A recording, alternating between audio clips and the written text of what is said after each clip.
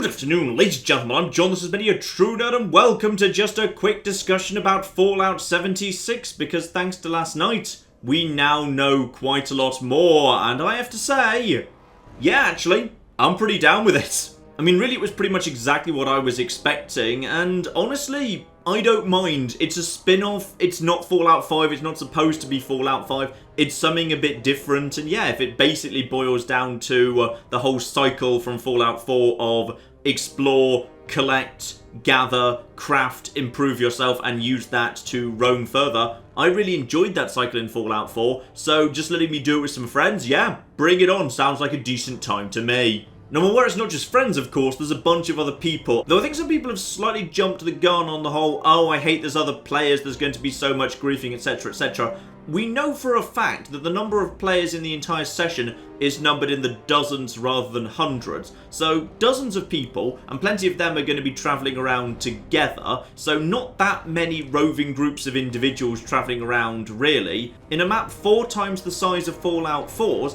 and that map is going to feature a hell of a lot of forest and hills.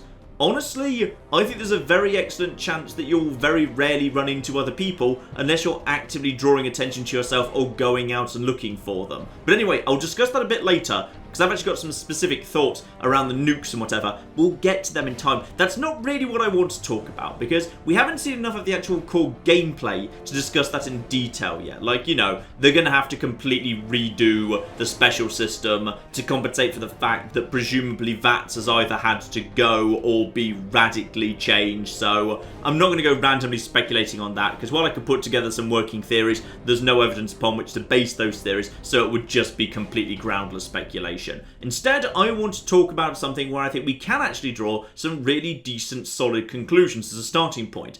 And that's constructing the map and what we can learn about the map. And that's partly because I think the map's actually one of the most exciting bits. Like, I did kind of try and stress this in my Fallout 3's Better Than You Think video. I honestly think that, like, one of the things Bethesda's really good at is building maps, making them big and varied, and I was really happy to hear there's going to be 6 very distinct regions that are going to look and feel very different and have lots of different enemies and different rewards and all of that business. Unfortunately, Bethesda were kind enough to give us lots of little glances at lots of different maps, and I spent quite a few hours cross-referencing those maps against each other and real-world maps, and yeah, we can start actually pulling together some conclusions from all of this. So first things first, say hello to the real-world actual West Virginia. In case you're not from America, this is a state in the USA. It's the one just a little bit to the west of Washington, D.C. So we're actually very close by to the capital wasteland. Now the first thing I want to do is start filling up this map with locations that we know pretty much for a fact are going to be included in Fallout 76. And the reason we can do this is because we've literally seen them, and some locations are so distinctive it can't really be anything but them. So the first little blue circle I've put on the map there is the Charleston State Capitol building, located in Charleston, the capital of West Virginia. And the reason I put that there is because we've already seen the building in the background of the very first trailer. The golden dome is extremely distinctive, so we know for a fact that Charleston State Capitol, and thus Charleston itself, are going to be included in the game.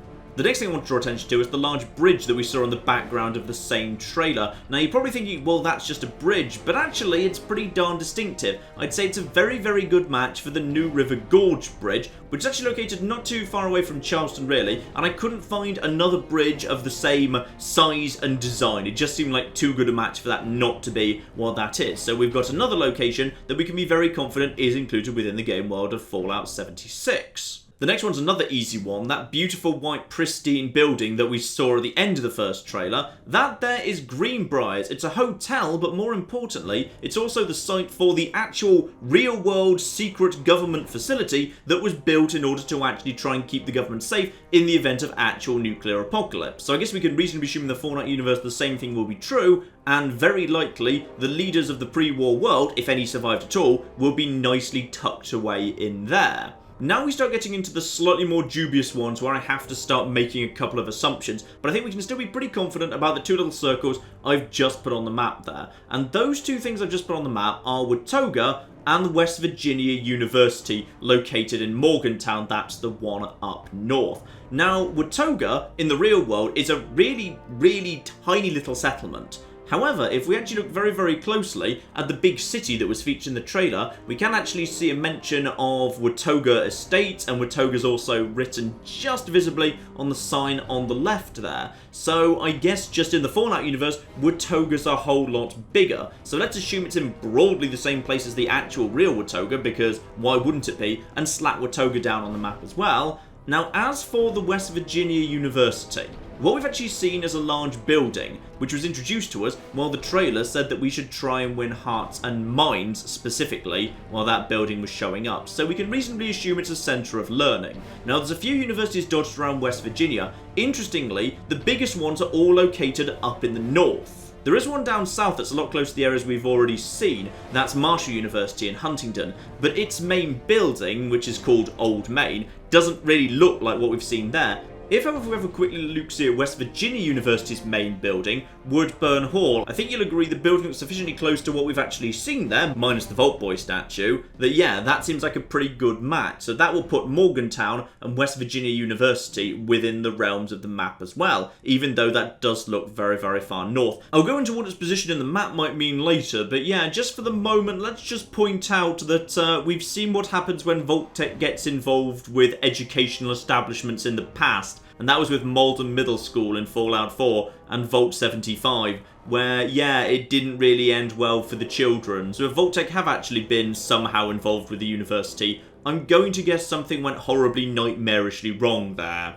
And one more circle to add onto the map, that there is Point Pleasant. And the reason I've added that one is because we've got very good reason to believe that the Mothman Museum is going to be present. Now, the Mothman Museum is going to be at Point Pleasant, because Point Pleasant is where the Mothman myths come from. There is no conceivable place in West Virginia where there's going to be a Mothman Museum other than Point Pleasant. So, we're gonna add the real world location of that onto the map as well. Next up is not actually a location, but a major geographical feature. You see, West Virginia is topographically rather interesting, which is there is a huge range of altitude in the state. This is a really simplified version of things, by the way. I'm just kind of keeping things fairly high level here. But broadly, the east of the state is actually very low lying, maybe 200 feet above sea level. Then, at approximately the line I've just added to the map there, things start getting hilly very, very fast indeed. The vast majority of the state to the west of that line is about 5,000 feet above sea level. So that line represents quite a formidable natural boundary that potentially might split the east and the west of the map. We'll come back to that because, yeah, that actually fits quite nicely with some of the other information that we already have.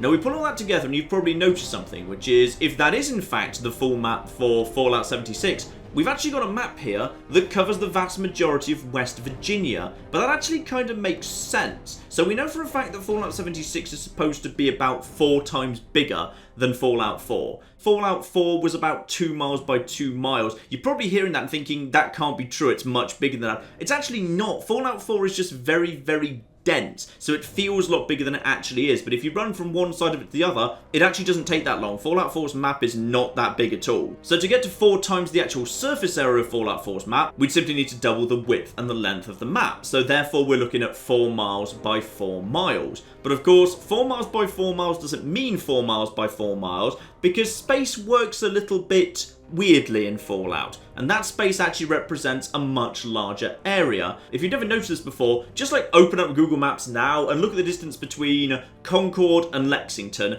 in Massachusetts, because they are absolutely bloody miles away, but in Fallout 4, one's just down the road from the other. Lexington to the Massachusetts Institute of Technology, for example, is about 10 miles as the crow flies, but in the game, based on how quickly you can run from one to the other, it's barely half a mile away. So we've got a ratio of Fallout space to real world space of maybe in the range of 1 to 25. That's just an estimate, that's not always going to be consistent. Fallout regularly takes liberties with how close things are together, squeezes things around, moves town slightly to make the map better. It's a good game map first and foremost, and accurate as a secondary consideration. Just as a fun note actually, this was one of the things that was different in the design philosophy of the map between Bethesda and Obsidian when they were making Fallout New Vegas. Fallout New Vegas is actually a lot more accurate and tries to stay true to where rivers and lakes and stuff should be. It's why when you go to Camp Golf in New Vegas, there's just kind of a weird little body of water next to it that's Lake Las Vegas that doesn't really actually do anything. It's just sort of there, and it's almost weirdly small. It's because there's actually a real Lake Las Vegas, then the real world is a lot bigger, but because the universe gets scaled down, the lake got scaled down too, but Obsidian decided to leave it in because there was a real lake there. So yeah, there's just kind of a lake there. Bethesda's a lot more open to completely changing the map, which is why if you look at, say, the layout of rivers and lakes in the maps that they've actually put forward for Fallout 76 so far, they make literally no sense. There is no relationship between real rivers and the rivers in this game. Those have just been completely made up as far as I can see. Anyway, let's get back to that rough ratio of 1 to 25 I just mentioned a second ago. So, 4 miles by 4 miles as a mapping game actually corresponds in typical Bethesda Fallout logic to something more like 100 miles by 100 miles, with the longest distance possible being from one corner of the map to the other, and from there a bit of simple maths tells us that that distance would be somewhere in the range of 141 miles. Now the distance between Charleston and Morgantown is about 150 miles, so we're within the realms of possibility here. This does seem to broadly make Fallout sense. So, having sense checked that, let's start blending some more maps together, because yeah, Bethesda kind of gave us a good look at a few different maps, and between them, we've actually got some good stuff here. Now, of particular interest as a starting point is the area map. Bethesda mentioned that there's going to be multiple different distinct areas, by which I think we can assume they mean distinct biomes, because Bethesda likes doing distinct biomes. Consider Skyrim, for example. Now the first thing I want to draw attention to is the Savage Divide, because straight away I think we can see that corresponds, if not quite perfectly, then pretty damn well to where I've drawn that red line, which represents where things start getting very, very mountainous in the real West Virginia. So the Savage part of the Savage Divide might well be the climb as much as anything else, and that will presumably represent a natural barrier blocking off one side of the map to the other, apart from whatever passes the game actually allows you to use. We can also confirm that theory by having a quick look at the special bonus map you get with the Collector's Edition. That supports the conclusion too, because you can clearly see the Savage Divide is marked with a long range of mountains. Though rather curiously, they do seem to have actually changed things a little bit. In the real West Virginia, yeah, you've got low-lying in the east and just everything being a lot higher up in the west. But the Collector's Edition map makes it look almost a bit more like Sinnoh in Pokemon Diamond and Pearl, where there's a large mountain range that sticks up in the middle, but actually either side of that you've got lower land, with the mountain range just providing a natural barrier between the two sides of the map. We'll have to see, but that's how I would read that drawing in the Collector's map. Now speaking of that Collector's map, the colour on that map also really helps us accurately map out the two areas on the right of the Savage Divide. The Cranberry Bog, which is actually named for the real-world Cranberry Glades, which is a cold, wet, swampy area, and the Mire to the north, which mostly covers heavily forested wilderness and state parks. Now the real help that we've actually got here is Watauga, which as we've already discussed, the trailer indicates is a decent sized community in Fallout 76, because its position on our real world map corresponds pretty much perfectly to a map marker on the Collector's Edition that does look like a good match for the tall buildings we saw in the Fallout 76 Watauga. Now using that, we can draw a line on the real map for the divide between the Cranberry Bog and the Mire, starting at roughly the latitude of Charleston and then heading southeast from there. Now speaking of Charleston, that one's very easy to reconcile between all of our maps thanks to the nuke launch map that we got to look at. So that's definitely Charleston sitting just north of that lake there, north of the Ash Heap area as well, which we can also divide off on our map now. Oh, and I just remembered I added an extra circle onto the map without explaining. Sorry about that. The extra circle up north is Camden. It's a tiny little area in West Virginia. The only reason I added it is because it makes a very brief appearance, or its namesake does, in the trailer. We see very briefly that there's apparently an amusement park set up at Camden. As far as I can tell, that's not true in the real world, but I thought I'd just include it anyway, just in case. Now back to the Ash Heap, because this one's a bit of an interesting one to me. You see, I would have originally assumed that the Ash Heap was so named because Charleston as the capital was nuked, and then when the fallout settled, that's what created the Ash Heap area, because they were downwind from Charleston or whatever. But that doesn't look to be the case, because we do get a brief look at the area from the air during the nuke trailer, and there we clearly see a power station, but not much sign of actual ash, which is interesting. Particularly interesting because the only two times we actually see Charleston up close and personal during the actual gameplay trailers, in both cases it does appear to be rather glowing sea-ish. So I'm not really sure what the deal with the area to the south of Charleston in the Ash Heap actually is. I would guess it is going to be vaguely glowing sea-ish. Now by this point you've probably noticed something a little bit odd. Bethesda mentioned there were going to be 6 distinct areas, but on the actual area map we only have 5 accounted for. Now the identity of the 6 is actually a bit of a mystery, because the Collector's Edition map doesn't have any space further south, so we could simply assume it's just further to the north, but then I had a more interesting idea.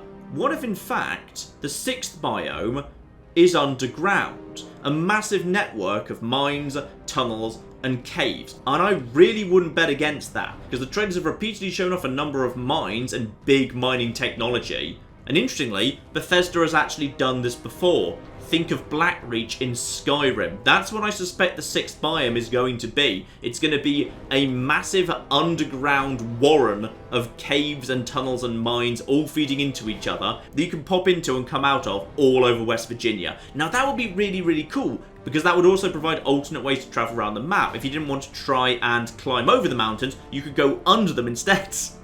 Now this I like. I really hope I'm correct in that guess, because that would be really damn cool. Anyway, I'm getting a bit ahead of myself with the 6th area there, because we haven't actually got to the 5th, and that is the Toxic Valley area to the north of the Starting Forest area. Now the Toxic Valley corresponds to an area of West Virginia that's very heavy in industry and manufacturing. Towns like Clarksburg can be reasonably expected to appear, which also incidentally is the home of a huge FBI facility in the real world, so that might be a bit interesting. I suppose you can reasonably assume that the deal there is going to be, you know, mines and chemicals and industry were hit by a nuke, and as a result now it's all a bit radioactive or something. And of course, by cross-referencing the Collector's map with the close-up map that Bethesda showed us, we can of course put Vault 76 on this map too, northwest of Charleston and northeast of Point Pleasant. So yes, we do indeed know exactly where we're going to be starting in the real world. And now that we've got this map, next up I want to move on to some of the enemies that we know are coming up. And first, I just want to say I love the variety of the enemies. That's really, really cool, because previously, Bethesda sometimes tend to take things a little bit on the safe side. The enemy variety in Fallout 3 was pretty low, all things considered. There weren't actually a huge number of enemy types in Fallout 3, and in Fallout 4 they brought most of the Fallout 3 ones forward. Lots of ghouls, lots of mirelurks, lots of super mutants, lots of raiders. There wasn't a huge amount of interesting new ideas being thrown around there. They kind of got a bit more creative in Far Harbor though, which was really promising, with things like the Folk Crawler and the really cool Hermit Crab. I love the Hermit Crab. The Anglers were fun as well. The Gulpers were fine, if not desperately remarkable, but Far Harbor had some really fun new ideas. It looks like Bethesda are really happy to throw some really fun, cool stuff at us. But here's the fun thing. Some of these creatures, being based on actual West Virginia urban myths and folklore, mean that these creatures are actually tied to specific areas. Potentially, we can actually pin down some likely spots for hunting grounds right now. So the first one they introduced, the Beast of Grafton, or the Grafton Monster as it's more commonly referred to in the real world. Well, real world, it doesn't exist, but you know what I mean. That thing's actually named for the area around, understandably, Grafton, where it was spotted. So possibly that one's going to be located significantly far up north around the area. I just gave a quick read of a book about the monsters of West Virginia. It would appear the original sightings of the Grafton Monster are fairly well localized, but do vary between Grafton itself and further north, close by to Morgantown. The rather cool glowy-eyed creature that we saw, by the way, is based on the Flat Woods Monster that is local to the Braxton area. This guy's really cool, by the way. He comes from a rather obscure monster sighting many decades ago, where the only thing the slightly confused witnesses were able to agree on was there were some vague clawy things at the front of the monster and a pair of glowing eyes. Now some of you may be thinking that could be very easily explained by an owl that was diving to grab a vole or something, with its claws outstretched and with its eyes catching the light. Unfortunately, the newspaper decided to go with the version of the story where there was a 10-foot-high alien rampaging around the forests of Braxton. But in this case it seems to have been reimagined as a rather cool little variant of a mirelurk, with its little kind of claws out front and with its eyes actually glowing. So yeah, that's a really cool little bit of folklore reimagined. I should point out, by the way, at this point I have actually allowed myself to just get into a little bit of completely random speculation. Though it's fun to note that those two monsters are actually tied to real geographical areas, based on what we've actually seen of them so far in gameplay terms, it would appear much more likely that the Grafton Monster is located in the forest areas, while the Flatwoods Monster is found lurking in the mire as indeed a new refreshed type of mirelurk. The other new monsters that we've seen aren't really so tied to specific locales. The Scorch Beast, a large distinctive dragon-like creature, is very likely connected to the mythical beast of the Snallygaster, which is basically just an American dragon. And despite being a little bit too far south of them, I've got to assume that the weird zombie-like creatures are actually supposed to be Wendigos. I also want to draw attention to the giant poisonous sloth we saw, because the giant poisonous sloth is not just cool, he's also a really cool little reference, which is he's not actually supposed to be like a sloth that got massive because of radiation. It's actually a reference to an extinct creature, the Megalonyx, fossils of which have been found around this area. So that's just a really, really cool thing. I mean, I'm sure we're not supposed to actually think that radiation has brought it back from the dead or something. I just thought it was a fun little reference. And we might also choose to expect, assuming that logical distribution is a factor, that the super mutant should be more prominent to the east of the Savage Divide, as the only possible source of super mutants in 2102 is raiding parties from Vault 87, which did indeed begin mutating humans from 2078, and thus is actually the canonically earliest source of super mutantified humans, excluding whatever was produced by the pre-war dipping at Mariposa, the results of which are never actually explicitly stated. Now, I'm aware I could actually slap some nuclear symbols down on this map, because they did actually flash a couple of nuke silos at us during the trailer.